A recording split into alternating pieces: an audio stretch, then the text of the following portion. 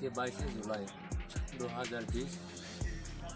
আজকে ভোর প্রায় 6টা সাড়ে 6টা নাগাদ আমাদের পদ্মবিল ব্লকের অন্তর্গত ভয়ামনি এডিসি ব্রিজের সুকেশ দেববর্মার বাড়িতে হঠাৎ করে সারা রাত বৃষ্টির কারণে আজকে সকালের দিকে দেওয়াল ভেঙে তারা ঘুমন্ত অবস্থায় ছিল।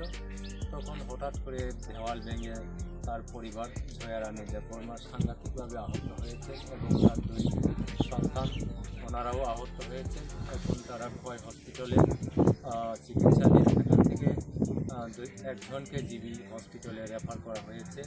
তো আমরা আজকে সকালে শোনার সাথে সাথে আমাদের ব্লকের কর্মকর্তারা এবং এডিসি ব্রিজের আমাদের চেয়ারম্যান সাহেব এবং পাড়া প্রতিবেশী সবাই এখানে এসে আমরা কিছু সাহায্য করতে যাচ্ছে এবং ইতিমধ্যে আমাদের সেক্টর ইঞ্জিনিয়ার সাহেব সুকান্ত বাবু এখানে উপস্থিত আছেন এবং আমাদের তহসিলদার উপস্থিত আছেন।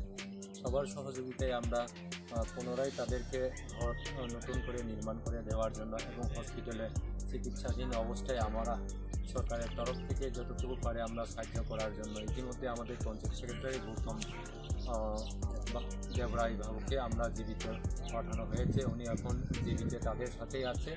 তো আমরা খুব দুঃখ প্রকাশ করতে চাই যে ওনারা দরিদ্র গরিবের জন্যই আমরা আমাদের 65 ভোট পর্যন্ত আমরা ভালো করে রাখতে পারিনি। তার জন্য আমরা 2018-তে নতুন সরকার গড়ার পর আমরা তাকে ঘর প্রধানমন্ত্রী আবাস যোজনায় ঘর দেওয়ার জন্য আমরা পরিকল্পনা করে তাদেরকে জিও ট্যাগিং করে আমরা ওয়েটিং লিস্টে তাদের ঘর দেওয়ার জন্য আমরা পদক্ষেপ নিয়েছিলাম, কিন্তু দুর্ভাগ্যবশত আমরা এখনও ঘর দিতে পারিনি।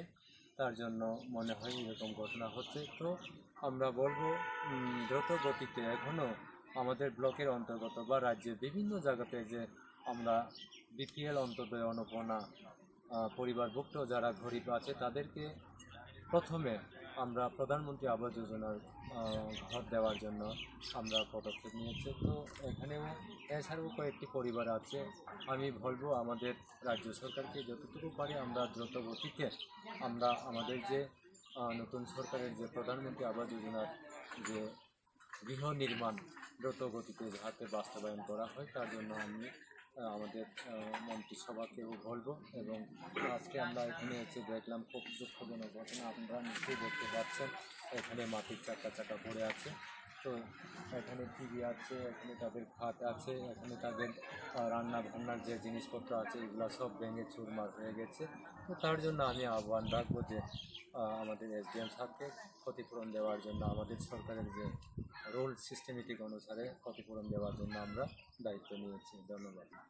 হ্যাঁ, এখানে জীবিতে যাকে পাঠানো হয়েছে ওইটা হচ্ছে সুকেশ বাবুর পরিবার জয়ারানী দেববর্মা, বয়স প্রায় 35 থেকে 37।